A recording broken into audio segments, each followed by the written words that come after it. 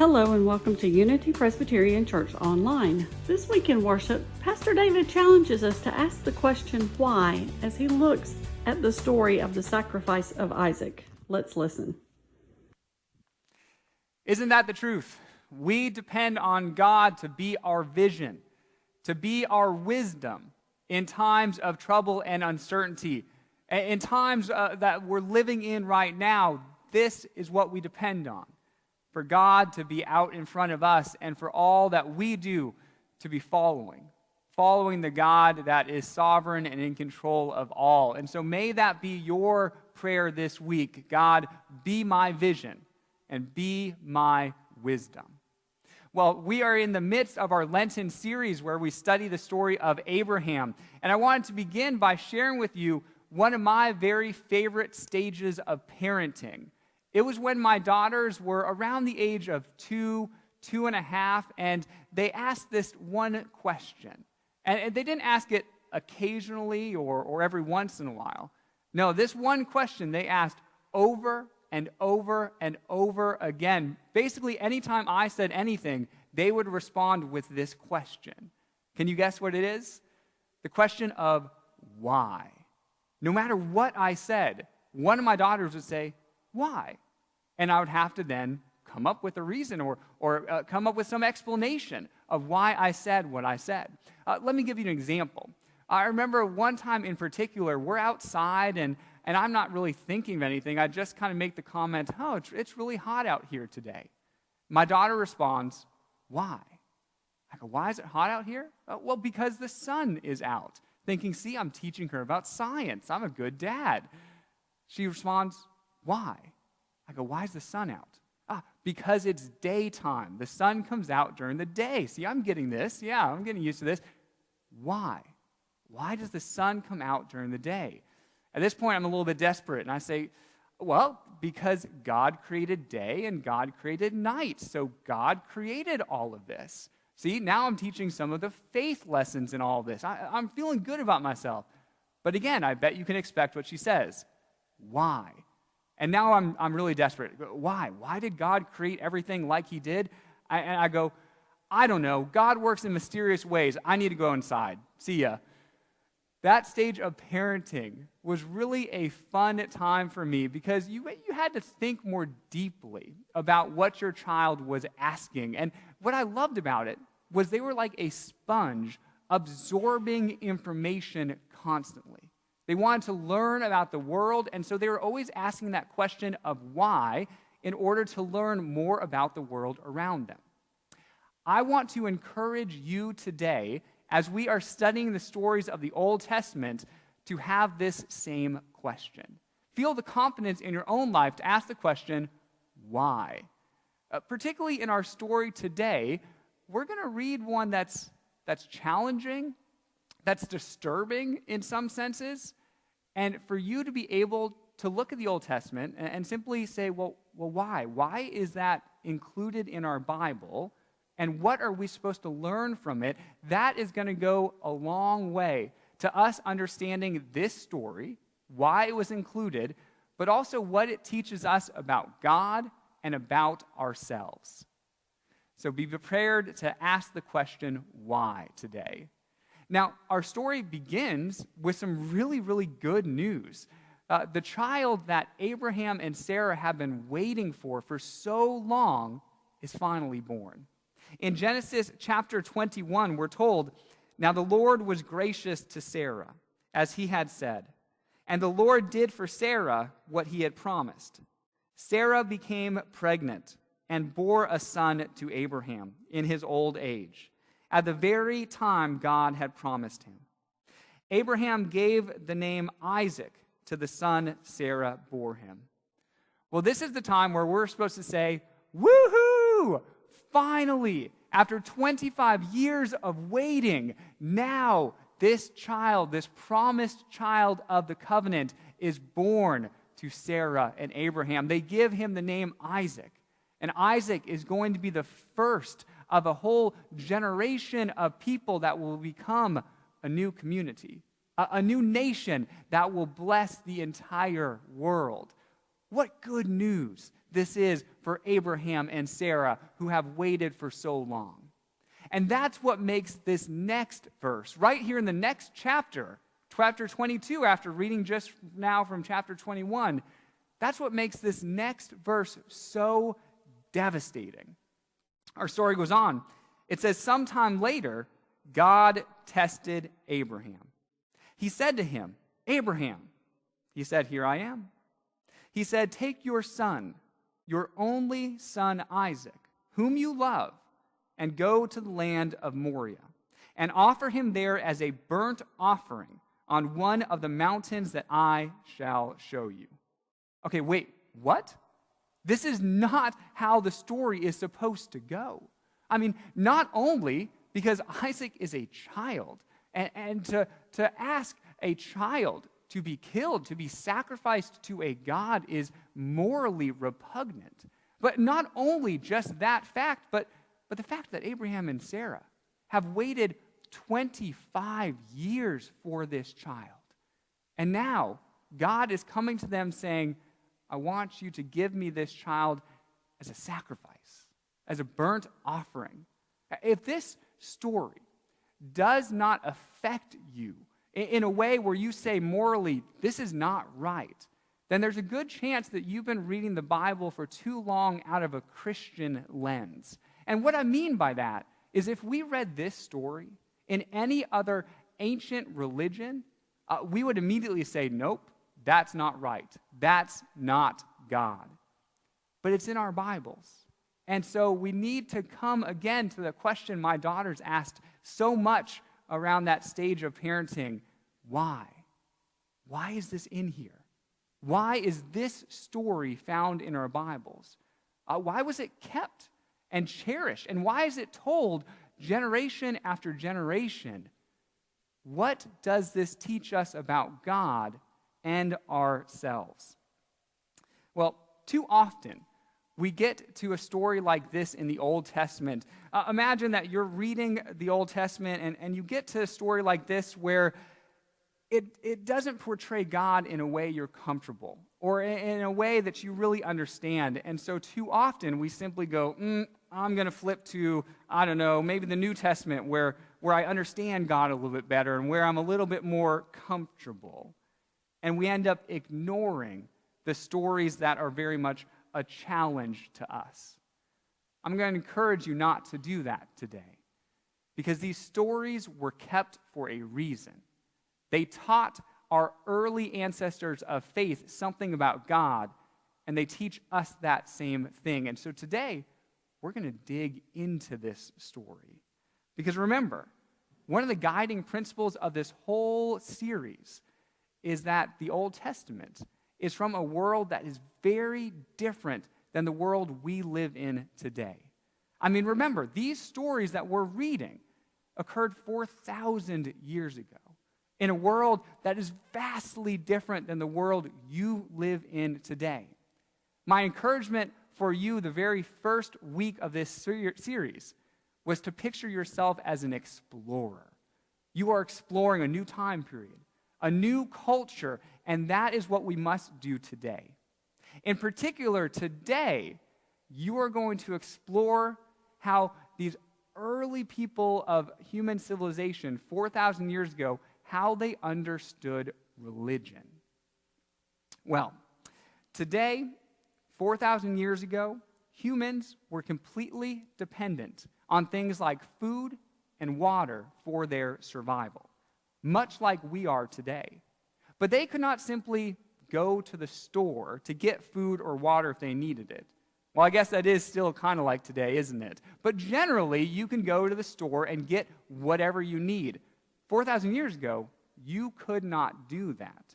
They couldn't go to the store, so they would need to either plant crops or go hunt an animal if they wanted food. And those crops that you planted, well, you didn't have a sprinkler system or a hose. There was no irrigation system you had to make sure your plants grew. You would depend on the clouds and rain in order for your crops to grow. If you lived in this time period, you would very, very quickly come to realize how unreliable something like rain really is. And about the time of your first drought, you would be searching for some way, any way, to get the rain to come back. And when the drought began withering your crops, and when your stomach began to get really hungry, and when the herds migrated away from you, you'd realize your survival depended on things that were not in your control. And out of this culture, this belief emerged that there must be some higher power or higher powers that controlled the things in the world that humans could not control. This then developed into the belief system of many gods. There must be gods for everything, controlling the things that humans cannot control. And so there's a god of rain, and there's a god of livestock, and a god of fertility, and there's God for everything. And if the gods were happy, things would go well. It would rain and nourish your crops. Your livestock would be healthy. Your family would not fall sick. But if the gods were not happy with you, then things could get desperate very quickly. It would not rain, and your crops would go into a drought. Your family might fall ill. Your livestock might die. You learned in this culture 4,000 years ago that your responsibility as a human was to keep the gods happy. If you did your job, things would go well for you. But if you didn't do your job, well, you'd learn your very survival depended on it. In this time period that Abraham lived, it was essential to keep the gods happy. So, how would you do that? How would you keep these unknown gods happy? The belief emerged that sacrifice was the way that you could please the gods and make them pleased with you. A person would provide sacrifices to their god. Say if they needed rain, they would sacrifice maybe an animal or a portion of their crops to the god of rain in hopes that it would be pleasing enough that that rain would then come. You can see where this might lead. If things were not in your control, and you were desperate enough trying to appease a distant God who you thought your very survival was dependent on, what would you do in the next major drought that came? And what if that drought lasted so long that it wiped out all of your crops and you could no longer feed your family? How far would you go to appease a God that you believed was in control of this situation? The idea of child sacrifice is appalling to us today.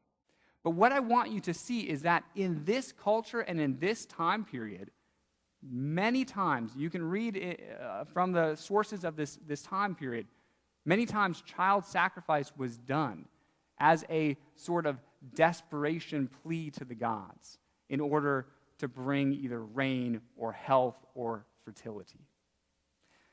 In our story, in the world that Abraham lived in, where child sacrifice was not out of the ordinary, God comes to him with this request. Abraham was probably deeply disappointed, but not surprised that God is making this request to sacrifice Isaac.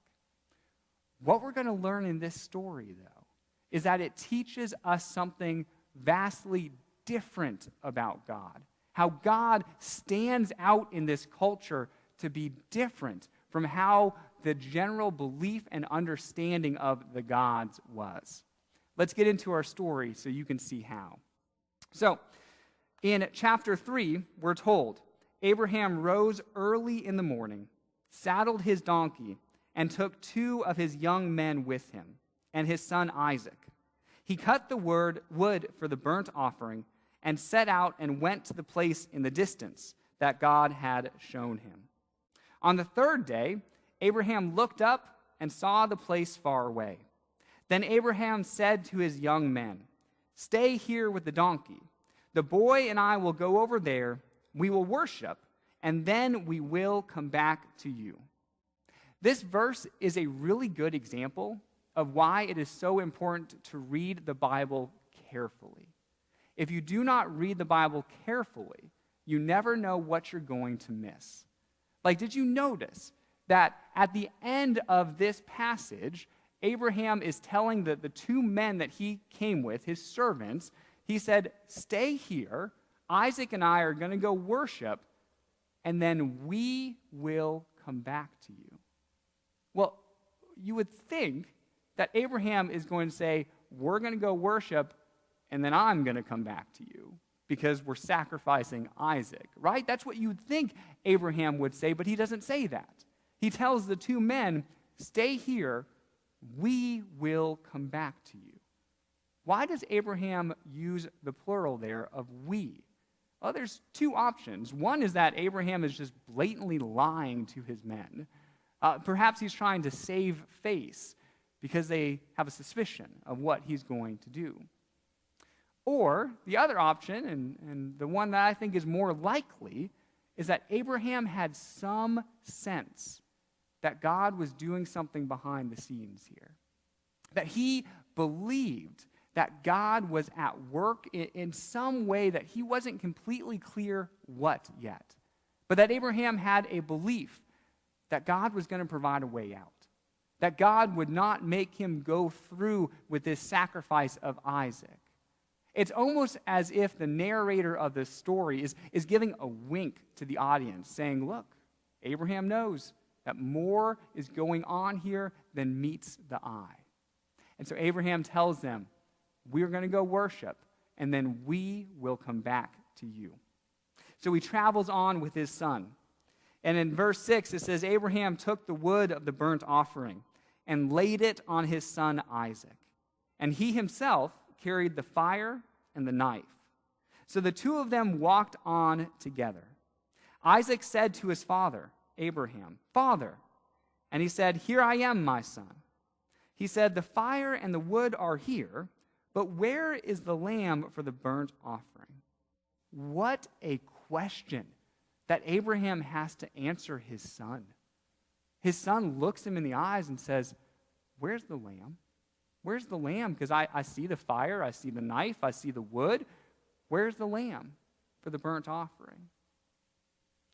We readers know that Isaac is meant to be that offering. How does Abraham respond to his son's question? Well, the way he responds gives us a good idea of his own understanding of God, because here's what he says. Abraham said, God himself will provide the lamb for a burnt offering, my son. So the two of them walked on together. Is this another possible reference to Abraham understanding that more is going on than meets the eye? He can say with confidence that God is going to provide a lamb. God is going to provide something that's going to take the place of his son Isaac. I mean, contrary to the mounting evidence that he has before him, Abraham has faith that the God he worships is going to come through for him and his son Isaac. This sort of faith that Abraham is displaying right here, right now, is pretty incredible. The story goes on. It says, when they came to the place that God had shown him, Abraham built an altar there and laid the wood in order. He bound his son Isaac and laid him on the altar on top of the wood. Then Abraham reached out his hand and took the knife to kill his son. But the angel of the Lord called to him from heaven and said, Abraham, Abraham. And he said, Here I am. He said, Do not lay your hand on the boy or do anything to him, for now I know that you fear God, since you have not withheld your son, your only son, from me. And Abraham looked up and saw a ram caught in a thicket by its horns. Abraham went and took the ram and offered it up as a burnt offering instead of his son. Now remember the question that my daughters used to love to ask, the question of why.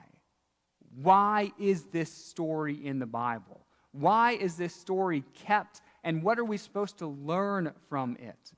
Well, before we begin by coming up with our own explanations and ideas of what this story meant, first, we should look at what Abraham learned from this story. How did this story impact Abraham's faith and his idea of God?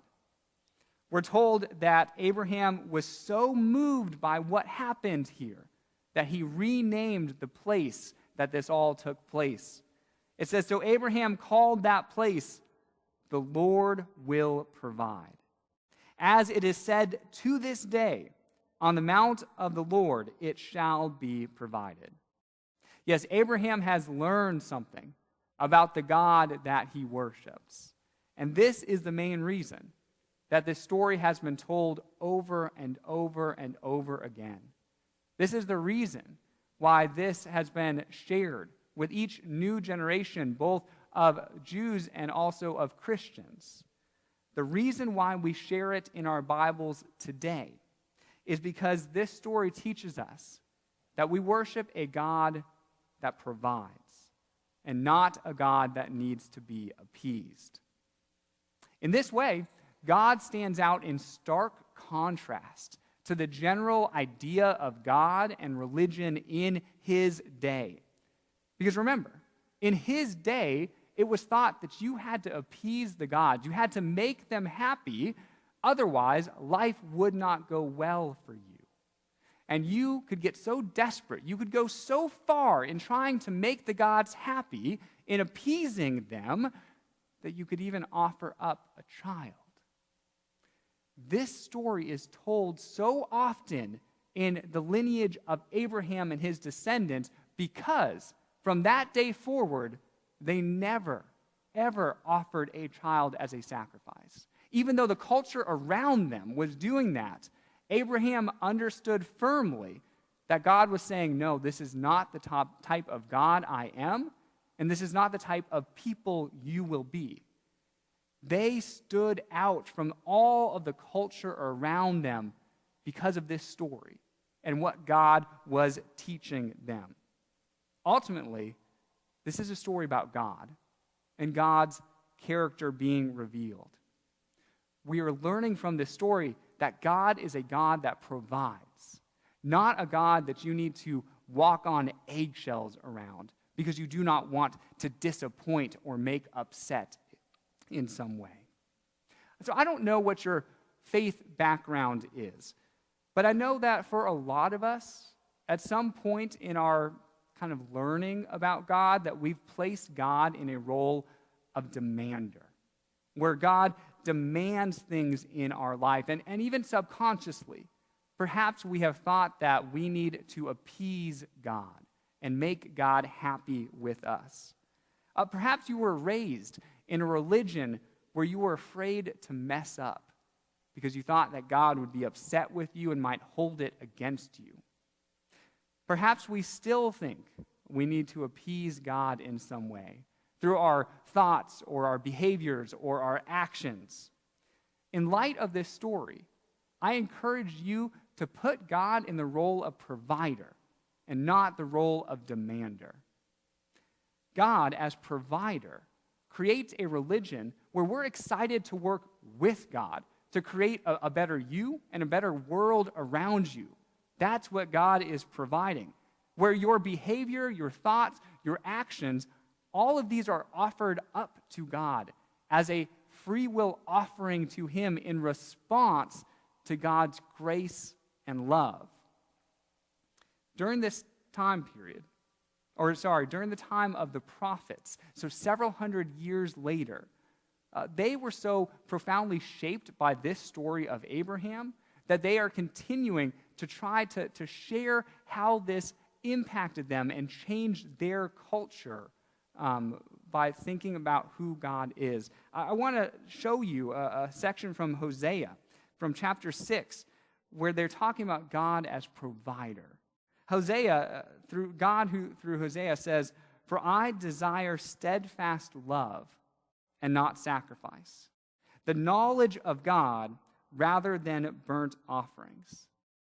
you can see that the story of Abraham and Isaac is a big step in the direction of understanding this as a God of love and not a God who demands sacrifice. Yes, God is using this story from the very beginnings of our Bible, from the first book in the Bible, to begin to move his people into a proper relationship with him. It's a relationship that's based on love and not fear. This is important because it affects how we view and understand God. I can remember a time when I was a child, and every night before bed, I would pray for God to forgive my sins, which in and of itself is probably a good thing to do.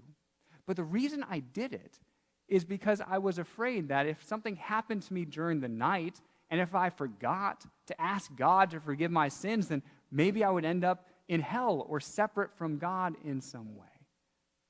It was based on fear and this need, even at a young age, having a conception of God that needs to be appeased in some way. God teaches us through this story that God doesn't need magic words to make him happy. God wants your heart. God wants an authentic and right relationship with you that is based on grace and love. Hundreds of years later, the author of Hebrews wrote about how Abraham displayed faith in this type of God. Here's what he writes. He says, "By faith, Abraham, when put to the test, offered up Isaac. And he who had received the promises was ready to offer up his only son, whom he had been told, 'It is through Isaac that descendants shall be named for you.' He considered the fact that God is able even to raise someone from the dead. And in a sense, Abraham did receive his son back from the dead." You see, Abraham did not believe that God was actually going to demand the sacrifice of his son Isaac. And yet, Abraham had the type of faith in God where he realized God is doing something in this story, something that's going to teach me about his character, and that story will be used then for generations to teach people about God's character. Abraham understood that God was doing something below the surface in this story. And so Abraham put his faith in God to say, "God, I will follow you even though I'm not really understanding what that means. Because I have faith that, God, you can even raise the dead." That is how powerful you are. And what Abraham learned from that story, the why of that story, is what we still learn today. That we worship a God who provides, not a God that demands and needs to be appeased. May your idea and conception of God be framed around a God that loves you, that today wants a relationship with you, so that you can freely give all of yourself and all of your heart to this wonderful God that we worship. Amen. If you would like more information about Unity Presbyterian Church, please visit our website at www.unitypres.org or visit us on Facebook. This is the Unity Presbyterian Church podcast. Have a great week.